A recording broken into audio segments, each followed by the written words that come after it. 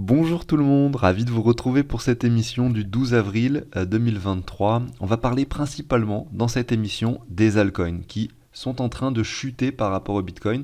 Donc en fait on a un marché qui semble assez haussier, c'est vrai, c'est le cas, c'est plutôt haussier parce que le Bitcoin a cassé les 30 000 $.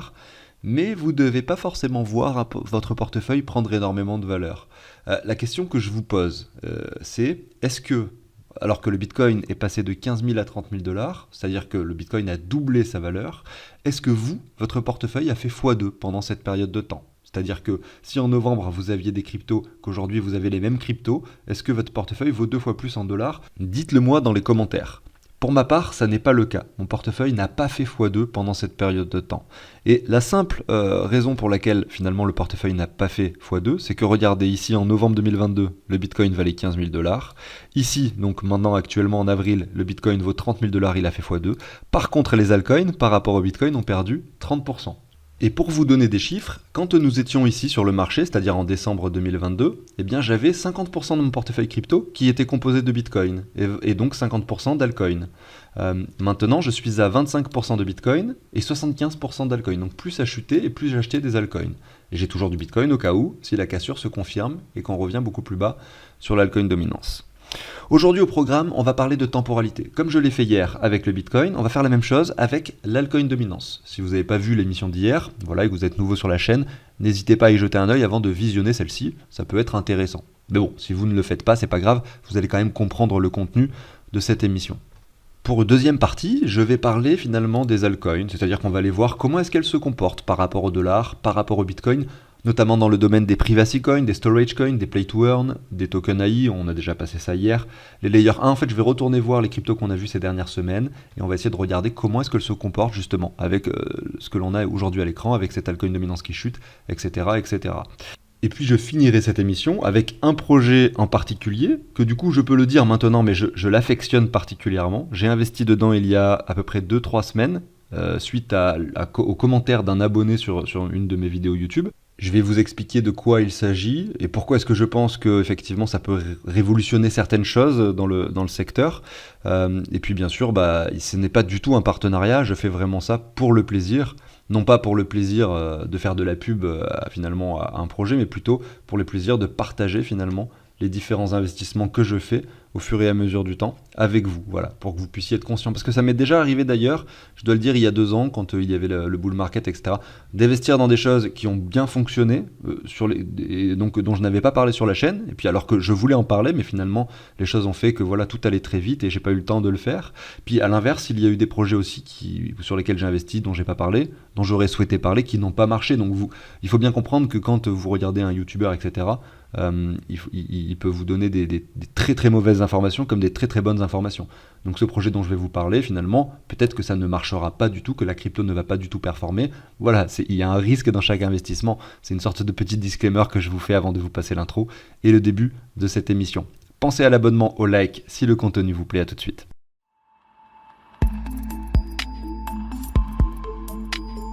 Allez, c'est parti. Donc je vais faire ce travail sur l'altcoin dominant, ce travail de temporalité. Je vous ai ajouté ici les 3 halvings, voilà, tout simplement pour que vous puissiez les voir. On voit que effectivement là c'était le halving de 2016, avant ça les altcoins, bon c'était pas encore hyper connu, donc on va pas vraiment aller plus bas que ça pour les altcoins, c'est déjà pas mal 2016. Ici c'est le halving de 2020, et ici le halving du coup spéculé pour 2024. Ce qu'on observe, c'est que j'ai mis aussi des rectangles rouges et verts, donc les rectangles rouges représentent finalement les bear markets sur le Bitcoin, et donc sur le marché des cryptos en général, et les rectangles verts représentent les bull market sur le Bitcoin en fait, que j'ai reporté sur l'altcoin dominance, voilà. C'est vraiment les sommets bottom, hein, en fait, tout simplement. Donc c'est intéressant de voir que pendant la phase précédente, donc ça c'est la phase précédente, c'est ce que j'appelle la phase précédente, le cycle précédent, on a eu une altcoin dominance qui a perdu, regardez ici, 77%. Actuellement, vous voyez que là, depuis que nous sommes en bear market, le rectangle rouge, nous sommes seulement à 30%. Donc si on suppose que l'altcoin dominance perd finalement la même chose que lors du cycle précédent, ce qui a priori ne devrait pas arriver, parce qu'on voit que là, il y a eu l'adoption de la DeFi, qui fait que maintenant les altcoins sont beaucoup plus acceptés, et on voit que la volatilité est beaucoup plus réduite. Donc je ne pense pas qu'on vienne faire finalement quelque chose de similaire sur les altcoins. En l'occurrence, je parle d'un moins 77%. Mais si voilà, admettons, vous voyez, entre le niveau actuel qui est donc à moins 33 et le niveau des moins 77, il y a un monde en fait. Et ce monde dont je suis en train de parler, d'ailleurs le moins 77, ça nous ramènerait sur un triple bottom, vous voyez, 1, 2, 3 ici. Ce monde dont je suis en train de parler, qu'il y a entre le niveau actuel et les moins 77, eh bien il pourrait nous amener, pourquoi pas, dans cette zone de rechargement. Voilà. Est-ce qu'on va y aller? Honnêtement, j'en ai aucune espèce d'idée. Bien sûr, on avait cette ligne de tendance qui faisait bien son rôle de support jusqu'à ce qu'on la casse récemment. On vient chercher la deuxième ligne de tendance qu'on est en train de nouveau de casser. Donc, du coup, on peut se poser la question concrètement de savoir si les altcoins ne vont pas chuter jusqu'à cette zone de rechargement. Donc vous savez, hein, pour ceux qui me suivent, j'ai d'autres graphiques d'altcoin dominance, notamment en soustrayant l'Ether, le Binance Coin, parce que vu que c'est des cryptos très fortement capitalisés, elles ont un impact énorme sur ce graphique. Et également, j'en ai un en soustrayant qui soustrait les stablecoins, mais ça change quasiment rien au graphique. Donc on va pas spécialement les regarder. Là, on est sur la réelle altcoin dominance classique. Hein. Donc voilà.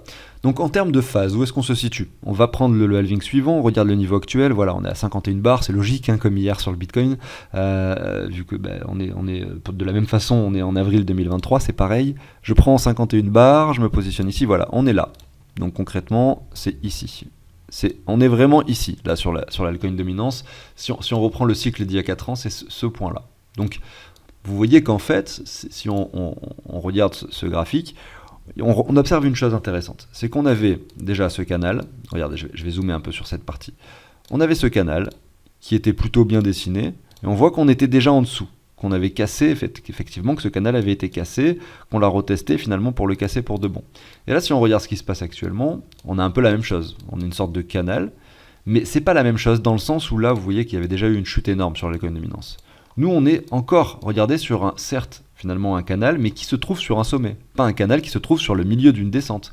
Donc, le contexte est différent. On ne peut pas le nier. Malgré tout, on voit qu'on casse cette ligne. Comme on avait un peu cassé cette ligne au préalable. Donc, on peut supposer que ça va chuter. Maintenant, jusqu'où, ça, on ne sait pas.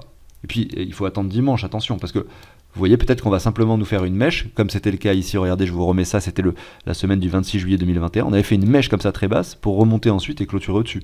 Aussi bien là, on va faire une grosse mèche pour clôturer, vous voyez, finalement, ou même réintégrer rapidement le canal. À ce moment-là, ça remettra en question tout ce scénario baissier dont je vais vous parler, mais c'est clair et net que voilà, le graphique parle de lui-même et la temporalité nous indique qu'éventuellement, on pourrait rejoindre cette zone. Et donc avoir des altcoins qui, par rapport au Bitcoin, perdent encore, et ça il faut bien en prendre conscience, hein, encore 25% ou 30%. Ils ont déjà perdu 30%, ils pourraient en perdre encore 30% supplémentaires, voilà, par rapport au Bitcoin. Ce qui veut dire que même si le Bitcoin monte aux 50 000 ou 60 000 $, si les altcoins perdent encore 30%, finalement votre portefeuille va pas tant performer que ça. Vous voyez, le Bitcoin sera passé de 15 à 60 000, donc il aura fait un fois 4 concrètement, et peut-être que votre portefeuille, lui, aura fait qu'un fois 2. Et ça, derrière, lorsque l'inverse se produira, c'est-à-dire que les altcoins monteront, vous allez voir que votre portefeuille va performer beaucoup plus que les performances du Bitcoin. Et ça, c'est très intéressant. C'est ce que l'on a vu ici, hein, pendant cette phase haussière des altcoins. Eh bien, moi, je l'ai constaté sur mon portefeuille. Alors que le Bitcoin n'avait fait que x5, x6, moi, mon portefeuille, il avait fait x10, je vous le dis. Et ça peut vous arriver, hein, et je vous le souhaite d'ailleurs. C'est un sentiment très, très agréable que de voir son portefeuille faire un x10 en quelques semaines. Voilà, donc ça c'était pour la partie temporalité de l'altcoin dominance. J'ai pas beaucoup de temps pour enregistrer cette émission, donc j'ai enregistré cette partie en une phase, sans faire de stop. J'espère que ça sera pas trop mauvais. Je vais enchaîner maintenant avec l'analyse de quelques altcoins. On va commencer par les Privacy Coin que j'ai ici par rapport au dollar. Ici vous avez Monero, dont j'en ai fait pas mal d'éloges ces derniers temps. Donc c'est vrai que le graphique est assez propre, notamment avec du coup on le constate, cette réelle prise de valeur par rapport au bear market précédent, puisqu'on est sur des niveaux plus élevés, qu'on est venu rechercher la neckline et que là on est plutôt résilient par rapport au dollar. Et d'ailleurs je vais essayer de le trouver, voilà, par rapport au Bitcoin. On est résilient aussi depuis le mois de février 2021. Vous voyez, on ne fait pas de nouveau plus bas. Et en plus de ça, et c'est ça qui est cool, hein, c'est que vu que là en ce moment on a une altcoin dominance qui chute, effectivement XMR chute énormément aussi par rapport au Bitcoin. Et plus ça va, plus on se rapproche de cette ligne de tendance qui a priori est une énorme opportunité d'achat, on va pas se mentir, parce que regardez, hein, c'est du long terme là, hein, ici vous êtes en weekly, donc je validerai à 100% un achat sur Monero si jamais on revient là, et en fait c'est d'ores et déjà un niveau intéressant aujourd'hui, puisque la zone de rechargement, on est en plein dedans en fait. Vous voyez, entre les 5800 et les 4700 Satoshi. Donc Monero, très intéressant. J'enchaîne avec Keep. Je pense que je vais vous faire 2 cryptos par thème. Donc là, Keep, vous voyez qu'on est encore très très haut par rapport au dollar et que par rapport finalement sur le long terme, on est plutôt sur une tendance baissière. Mais on a eu une énorme performance en ce début d'année, notamment avec un x4 ici, on le voit. Quand on l'a analysé la dernière fois, on était encore plus élevé que maintenant. On aimerait bien voir vraiment la cassure de ce niveau et le retour vers ces zones de prix, c'est-à-dire aux alentours des 11 centimes pour considérer un investissement intelligent sur Keep. Vous voyez. Maintenant, par rapport au Bitcoin, l'investissement il est d'ores et déjà intelligent. Et c'est ce qu'il faut bien comprendre, c'est qu'en fait, si vous avez réussi à conserver du Bitcoin jusqu'à maintenant, bah déjà félicitations, parce que votre portefeuille a probablement pris pas mal en valeur vu le prix du Bitcoin actuel. Mais en l'occurrence, ça peut être un très bon moment pour aller justement l'échanger maintenant, votre Bitcoin, maintenant qu'il a surperformé par rapport aux autres cryptos, d'aller l'échanger contre ce genre de coin. Hein. Après, faut en sélectionner, faut pas aller mettre beaucoup d'argent dessus forcément, peut-être mettre des petits pourcentages, mais vous voyez que le Keep ici, semble intéressant. Vous avez le point bas ici qui était en décembre. On peut très bien aller chercher un niveau inférieur. Attention, là on a encore un V-bottom, etc. On n'est pas encore sur une structure haussière, on n'est pas encore sur quelque chose d'extraordinaire. Mais un petit palier là, franchement, sur les niveaux actuels, ça mange pas de pain comme on dit. Hein. C'est-à-dire que là on a 1, 2, 3, 4, 5 consécutives, 5 bougies consécutives dans le rouge en fait. Et si on prend vraiment le sommet, on va pas prendre la mèche parce que pas exagéré, mais on a quand même moins 40% ici sur Keep par rapport au Bitcoin. Et c'est le cas sur beaucoup de cryptos, on va le voir d'ailleurs sur la suite. Je continue avec les storage coins. Donc on avait regardé ensemble le Filecoin qui... D'ailleurs, on a peur maintenant hein, sur le Filecoin de voir un nouveau bottom. C'est-à-dire que là, quand on le regarde par rapport au dollar, là je suis par rapport au Bitcoin, on voit qu'on a une tendance de fond baissière, très long terme. Bon, alors en fait, cette ligne-là, elle n'est pas forcément propre. Peut-être qu'en logarithmique, elle le serait. Ouais, je fais un peu le travail en même temps, vous voyez, c'est parce que vu que je fais pas de pause, c'est plus compliqué. Vous voyez qu'en logarithmique, cette ligne est beaucoup plus fiable. Quand vous avez un graphique très long terme comme ça et que vous voyez qu'une ligne de tendance ne colle pas, vous mettez en logarithmique, vous allez voir, ça va coller. C'est logique parce que sur un graphique très long terme, c'est le logarithmique qui prime. C'est vraiment le graphique qui prime. Et ensuite, vous pouvez passer sur du normal, mais plutôt sur du court terme. C'est-à-dire, là, si je zoome sur cette partie du graphique, sur le Filecoin, on voit qu'on a énormément chuté, que là la chute est en train de ralentir. On a l'impression qu'on est en train de faire une sorte d'arrondi. Est-ce que ça va se traduire ensuite par un marché haussier? On l'espère tous hein, bien sûr. On voit qu'on ne fait pas de nouveau plus bas depuis décembre, mais c'est encore un peu récent et on aimerait bien voir, comme je le disais pour Keep d'ailleurs, quelque chose qui se retourne. Mais voilà, il y a quand même un achat intelligent, comme d'habitude, à faire maintenant sur le Filecoin. Regardez, si je prends cette hausse récente, on est quand même sur les 78,6 de Fibo. Donc on voit que là, ça s'écrase, que la volatilité réduit, que le range est peut-être en train de commencer, que le W va peut-être se produire dans des mois et des mois. Il faudra être patient probablement. Mais c'est intéressant de constater ce que l'on peut voir ici sur le Filecoin. J'aimerais bien en voir une qui est un peu plus résiliente. Ça c'est quoi? ARBTC, tac, je regarde ça. Je le fais en même temps, vous savez, j'essaye de ne pas faire de coupure. Je crois qu'il y avait BLZ qui était très cool. Ouais, vraiment ce graphique est très cool. Hein. Je vous repasse un peu les deux mêmes que j'avais mis d'ailleurs sur le top 2 je pense. Ah et celle-ci aussi, SNM qui continue sa chute, vous voyez, et qui va revenir potentiellement, regardez, sur cette ligne-là. Donc là vous avez un très beau graphique sur SNM, notamment sur cette zone que j'ai mis en jaune aux alentours des 2000 Satoshi grosso modo, et BLZ également, qui d'ailleurs, regardez-le, est plutôt vraiment en bas de ces niveaux. Voilà, on rentre dans une zone de support très pertinente. Même si la tendance de fond, malheureusement, elle nous montre voilà, une sorte d'écrasement. Ouais, moi j'aime bien ce graphique aussi. Donc on voit qu'il y a des opportunités à saisir un peu partout et qu'il y a quelques mois ça n'était pas le cas, parce qu'on était là sur le BLZ, on était sur le Filecoin, regardez, il y a pas encore si longtemps, on était sur des niveaux beaucoup plus importants également. Le SNM, regardez également, si je prends, oulala, qu'est-ce que j'ai fait?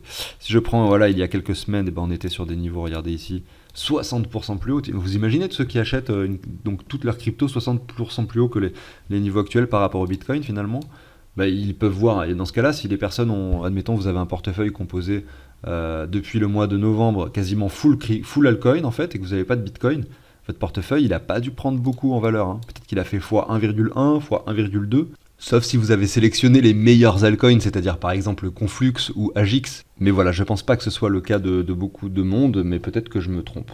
On va voir les crypto layer 1 maintenant. Donc bon, on a notre cher Ether qui d'ailleurs est en train de continuer de chuter. C'est intéressant de voir le graphique de l'Ether par rapport au Bitcoin. Là, ça dépend ce qui va se passer cette fin de semaine, mais peut-être qu'on va clôturer en dessous de cette clôture précédente que j'essaye de mettre ici. Voilà, qui se trouve à peu près vers là. Et si c'est le cas, on peut imaginer qu'on revienne finalement vers le niveau des 78,6, vers les 0,056 Bitcoin. Bon, et puis on a ce point bas, voilà, qui est un peu plus bas, qui représente vraiment la crise de Terra Luna de l'époque, donc et de l'écosystème DeFi en général. Donc c'est intéressant de voir ce qui se passe aussi sur l'Ether. On va voir le Binance Coin qui continue sa chute. On espérait que ce point de confluence puisse faire office de support. On voit que ça n'est pas le cas. On vient chercher des niveaux encore inférieurs. Donc maintenant, quels sont les niveaux à privilégier sur le Binance Coin? Eh bien, c'est pourquoi pas les 78,6 également. Et derrière, on a les 85,4. Où vous avez encore des paliers d'achat. Pourquoi pas à saisir, notamment aux alentours des 9600, voire des 8700 Satoshi. Maintenant, donc là, je suis sur les layers 1, donc concrètement, c'est les plus grosses cryptos que l'on voit à l'écran. HBAR aussi, qui est un très très gros projet, qui se dirige, pourquoi pas, vers cette ligne de support. Bon, ça risque de prendre du temps, peut-être qu'on n'ira jamais, d'ailleurs, sur cette ligne, mais concrètement, on a d'ores et déjà des bons niveaux à saisir. En fait, ce qu'il faut retenir sur la plupart des altcoins, c'est que ça a déjà beaucoup chuté. Ça serait dommage, avec toutes ces bougies rouges, de ne pas saisir des opportunités d'achat, finalement. Même si ça continue de chuter, il ne faudra pas regretter d'avoir saisi ces achats, puisque quand on prend un graphique long terme, vous voyez que, admettons que ça chute là, le Bitcoin, vous voyez ça, là ça ralentit, voilà, ça ralentit, etc. Admettons que vous achetez ici, c'est quand même toujours mieux finalement que d'acheter juste après plein de bougies vertes, vous voyez, au pire moment. Si ça continue de chuter, vous continuez à racheter, il faut toujours se mettre plusieurs paliers, etc. Et ensuite quand ça monte, vous voyez des gains instantanés, parce que, après c'est le dollar cost average classique, Vous achetez ici, admettons, je vais dire n'importe quoi, complètement n'importe quoi. Admettons qu'ici c'est 10 $, ici c'est 5 $. Voilà, vous achetez un peu là, au final vous avez acheté sur un prix moyen de 7,5. Voilà, au final je divise juste par 1000 le prix du Bitcoin. Et derrière on monte aux 14 000, voilà, donc à 14, bim, finalement vous êtes quand même à x2 par rapport à ce que vous avez investi. Donc le fait de pouvoir acheter sur différents paliers, ça a été prouvé et c'est montré que c'est beaucoup plus bénéfique. Notamment parce que vous n'allez pas céder à la panique de revente. C'est-à-dire vous n'allez pas forcément revendre sur une panique d'avoir un portefeuille qui divise par 3 ou 4 sa valeur. Et c'est la même chose lors d'une euphorie, vous n'allez pas céder finalement à des achats compulsifs parce que vous avez envie d'acheter, parce que ça monte, etc. Parce que vous allez avoir lissé des achats au préalable pendant que ça chute, etc. Vous n'allez pas ressentir ce besoin irrésistible d'acheter pendant les hausses aussi. Donc ça limite en fait. Vous allez le ressentir quand même ce besoin, mais ça va le limiter grandement en fait. C'est ça qu'il faut comprendre. C'est vraiment de la psychologie humaine au final, et c'est très intéressant je trouve de voir et de constater comment est-ce que j'ai pu réagir moi personnellement sur les différents cycles de hausse et de baisse sur le marché des cryptos. C'est vrai que ça sort un peu du contexte de la blockchain et du fait que pour moi c'est une technologie révolutionnaire. Au final, je touche beaucoup à l'aspect financier psychologique de l'être humain. Ça pourrait marcher même sur les actions du CAC 40 ou sur l'or ou sur n'importe quel actif financier. Donc c'est vraiment, j'ai l'impression, les cryptos... Finalement, ça nécessite une double connaissance.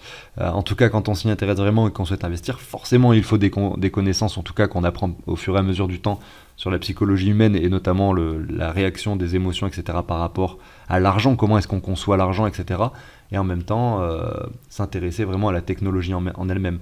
Je sais qu'il y a des personnes, je l'avais écouté sur une interview, je crois que c'était sur Cryptost, donc sur Spotify, une interview d'un mec qui vraiment n'avait pas de crypto en fait, il ne possédait pas de crypto, il gagnait sa vie en fait en faisant des smart contracts, c'était un développeur en fait, il gagnait bien sa vie, et il était même très très bien sa vie, mais l'argent c'était pas ce qui le passionnait, ce qui le passionnait lui c'était de concevoir des smart contracts et de développer finalement la blockchain parce qu'il se doutait il avait l'impression que c'était une technologie qui pouvait révolutionner le monde, etc., etc. Donc on voit que c'est vraiment deux domaines de compétences différents, notamment en l'occurrence l'utilisation de la blockchain, des smart contracts, d'essayer d'aller approfondir un peu la DeFi, comment ça fonctionne, etc.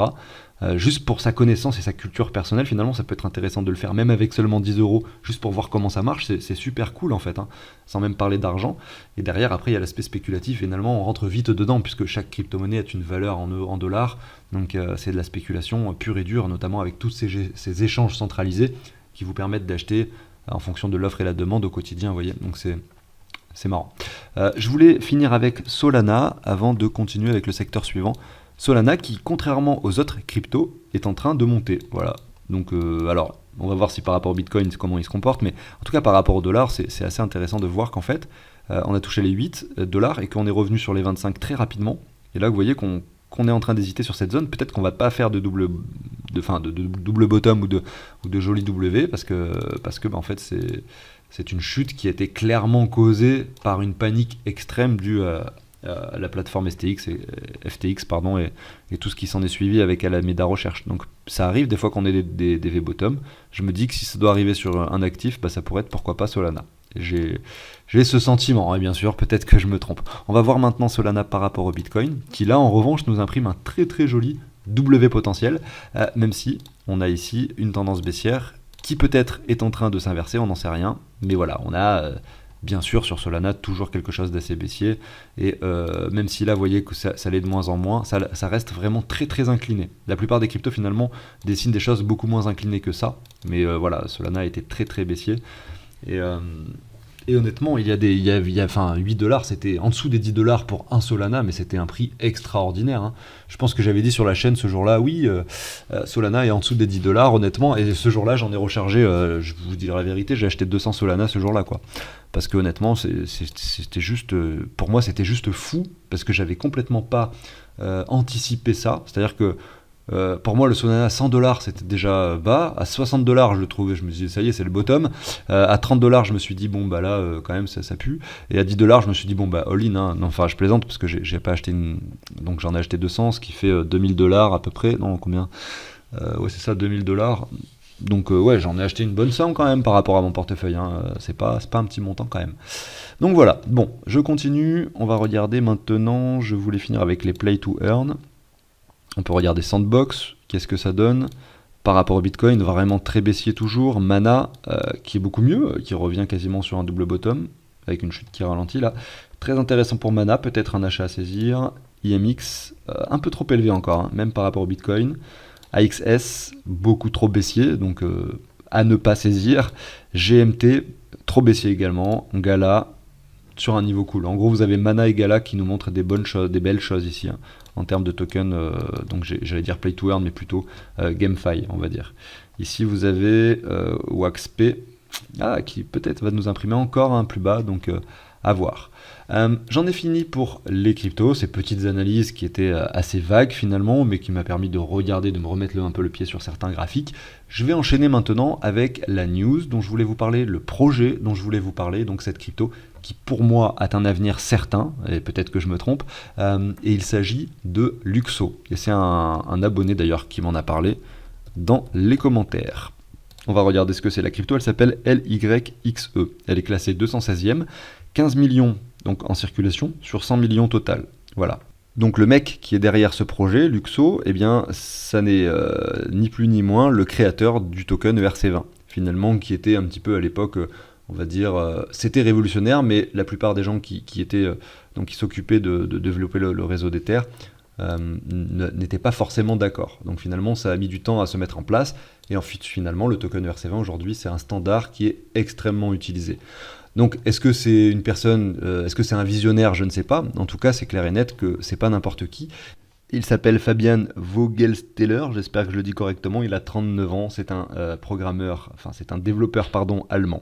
Alors avant de vous parler de ce qui est écrit ici, je vais directement passer à la suite et je reviendrai là-dessus après. Je pense que l'ordre, ça sera plus logique comme ça. Déjà, de quoi il s'agit, Luxo? L'idée derrière ce projet est de créer un profil universel. Donc qu'est-ce que ça veut dire? Ça veut dire que vous, quand vous utilisez une blockchain, vous avez un wallet avec une clé privée composée de chiffres et de lettres qui ne veulent rien dire et qui s'enchaînent. Mais l'idée, c'est d'avoir, au lieu d'avoir un wallet qui finalement ne traduit pas une identité, derrière, vous allez pouvoir connecter à ce wallet votre prénom, votre nom. En fait, ça sera plus un wallet, mais ça sera carrément un profil Facebook, quoi, vous voyez. Sauf que c'est sur la blockchain, c'est décentralisé, et c'est pas tout le monde qui a accès à votre profil. Vous pouvez décider qui peut voir, certes, les informations telles que le prénom, le nom, qui ne peut pas les voir, qui peut voir l'âge, qui ne peut pas le voir, pareil pour le numéro de téléphone. Donc vous allez avoir un profil universel qui va réunir un nombre gigantesque d'informations sur vous. C'est là où vous allez stocker toutes vos informations, mais sauf que ça va être bien sûr encrypté sur une blockchain et vous en serez le seul possesseur. Alors je vais vous donner un exemple pour essayer de faire une image de ce projet et comment est-ce que vous pourriez l'utiliser. Admettons qu'il y a un site de paris sportifs, voilà, donc il faut prouver, enfin évidemment la législation française va dire, voilà, le site de paris sportifs, il doit vraiment vérifier que les personnes qui vont du coup faire des actions sur leur site, soient majeures en fait.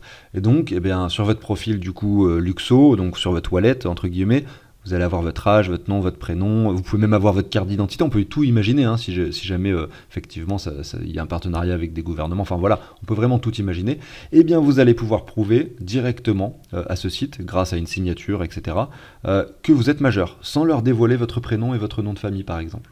Vous voyez ? Et en fait, de cette façon, vous allez pouvoir choisir ce que vous partagez comme information. Du coup, vous allez pouvoir respecter les législations des différents pays et tout simplement pouvoir, du coup, interagir avec des smart contracts. Et là, on parle de Web 3, je parle d'un monde où finalement le Web 2 n'existe presque plus et que toutes les actions que vous faites dans votre vie de tous les jours soient associées à une blockchain.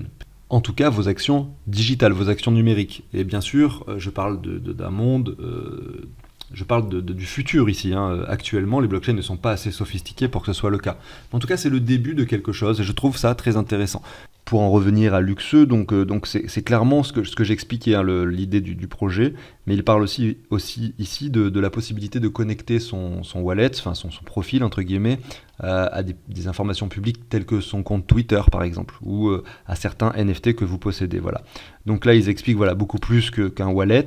Il détaille ici justement que ça sera quelque chose de différent. Vous allez pouvoir mettre votre nom, votre prénom, avoir plusieurs niveaux de permission, du coup pouvoir ajouter une photo, avoir plusieurs clés encryptées, etc. Vous allez pouvoir finalement avoir une gestion globale de beaucoup de choses sur un seul et même profil. C'est ça l'idée générale. Et Luxo se concentre principalement sur ça, alors que d'autres projets, Layer 2, se concentrent à chaque fois sur des choses un peu différentes, même si dans la globalité, on tend vers quelque chose qui devrait s'apparenter à ça. Au final, c'est juste que ils ont forcément peut-être de la concurrence, mais c'est vrai que là, on est sur un projet qui a été développé pas par n'importe qui est quand même bien classé et qui a d'ailleurs bien performé ces derniers temps, donc ça, c'est pas à négliger. C'est peut-être pas forcément le meilleur moment pour investir, ça l'est pas d'ailleurs, puisque regardez, en décembre, on était sur les 4$, même ici les 5$, et là, on revient sur les 10, mais vous voyez qu'on est quand même relativement bas par rapport au niveau de novembre 2021, qui était donc, on avait les 40$. Mais vous voyez qu'en fait là, le niveau actuel, c'est 75% de baisse par rapport au sommet. Et à l'époque, je pense qu'il n'était pas du tout connu, ce projet, que là, vraiment, on rentre dans une phase où peut-être... je ne sais pas s'il a pris, mais je pense que ça serait intéressant de voir ça d'ailleurs. J'ai envie de regarder ça avec vous. Si je fais LYXE BTC, vous voyez, on n'a pas de graphique. Donc on va faire USD. Je pense que je l'ai fait déjà ça donc en solo. Vous voyez que par rapport au dollar, on est quand même élevé, qu'on a une tendance haussière qui est en train de s'accélérer. On a un W qui ici a été confirmé, sur un autre W, etc. Avec un retour de neckline. Enfin voilà, là vraiment le graphique nous donne toutes les informations qui peuvent nous laisser penser qu'un vrai marché haussier est en train de se dessiner. Avec peut-être une réelle phase d'euphorie qui pourrait se produire. Maintenant, malheureusement, on est sur un prix des 11$ quasiment, et que voilà, il n'y a pas si longtemps, on était sur les 6-7$. Donc qu'est-ce qu'il faut acheter maintenant ? Quand on le regarde par rapport au dollar, j'aurais tendance à penser que non. Malgré tout, si on est un nouvel arrivant, qu'on veut diversifier un peu, un très petit pourcentage, pourquoi pas ? Maintenant, si on regarde, du coup, donc je vais diviser ça par Bitcoin USD. Voilà, là on a le graphique par rapport au Bitcoin. Vous voyez cette résilience, c'est assez incroyable. Par rapport au Bitcoin, donc par rapport à son sommet, on n'est qu'à moins 44%. La plupart des cryptos, c'est moins 80, moins 90 même. Donc là, on est sur quelque chose de très résilient avec le temps. On a un double bottom, etc. Ici, on a une tendance haussière depuis le mois de juin 2022. On est revenu récemment d'ailleurs, c'était le 27 mars, sur ce point de support, qui d'ailleurs était difficile à localiser. On aurait peut-être pu le localiser, voilà, c'est les 61,8, donc on aurait pu le localiser avec un Fibo. Donc par rapport au Bitcoin, déjà, c'est plus intéressant. Mais attention à cette ligne, il faudrait qu'on arrive à la casser de nouveau et voir si derrière on peut pas justement faire un nouveau sommet, notamment déjà en dépassant ce niveau-là et ce niveau-ci par la suite. Pour en revenir à ce qui était écrit ici, ils expliquent que ce projet utilise le réseau d'Ether pour se lancer. Donc le token est pour l'instant ERC20, vous voyez, c'est une adresse Ether. Il s'appelle LYXE, mais dans le futur, donc du coup, lorsque le mainnet sera lancé, il s'appellera juste LYX, c'est pour ça que le E est en minuscule d'ailleurs ici sur la plupart des sites où vous allez voir écrit ce nom. Donc pour l'instant c'est un token ERC20 et vous allez pouvoir du coup participer finalement à ce qu'ils appellent, ou plutôt devenir un validateur Genesis, c'est-à-dire Genesis, vous savez, c'est le mot qui désigne le tout début de quelque chose. Tout simplement en stackant sur leur réseau 32, alors ils parlent de 32 LYXE, ils ont fait un peu comme sur le réseau d'Ether, tout simplement, et une fois que le mainnet, c'est-à-dire la blockchain de Luxo sera lancée, eh bien vos tokens LYXE seront convertis automatiquement en LYX et seront directement sur la blockchain de Luxo, vous voyez. Donc je trouve ça très très cool, et honnêtement j'en ai moi personnellement acheté suffisamment pour pouvoir le faire, et je pense que je le ferai, peut-être que ça sera l'occasion de faire un petit tuto sur le sujet. Donc j'arrive sur la fin de cette émission, j'espère que ça vous a plu. Petit message là avant de finir sur Luxo, on voit qu'il y a 15 millions sur 100 millions, donc beaucoup d'inflation à prévoir encore, et c'est logique parce que c'est un projet récent, et d'ailleurs ça serait dommage de ne pas devenir validateur, puisque c'est comme ça a priori que je pense vous pourriez avoir quelques récompenses et donc profiter de cette inflation d'une certaine façon. Voilà, donc j'arrive sur la fin de l'émission. Merci à tous de m'avoir écouté. Elle a du coup été assez longue puisque je l'ai pas enregistrée en plusieurs fois. J'ai pas coupé des passages qui me semblaient moins intéressants comme je le fais d'habitude. J'espère que ça vous a plu quand même. N'hésitez pas à laisser un pouce bleu, donc à mettre j'aime sur la vidéo. Ça me soutient au quotidien. Pensez également à vous abonner si vous êtes nouveau, que le contenu vous intéresse, ou si vous suivez les vidéos chaque fois mais que vous n'êtes pas encore abonné, pensez à le faire. Moi je vous souhaite une excellente journée, je vous dis à très bientôt sur la chaîne. Ciao tout le monde.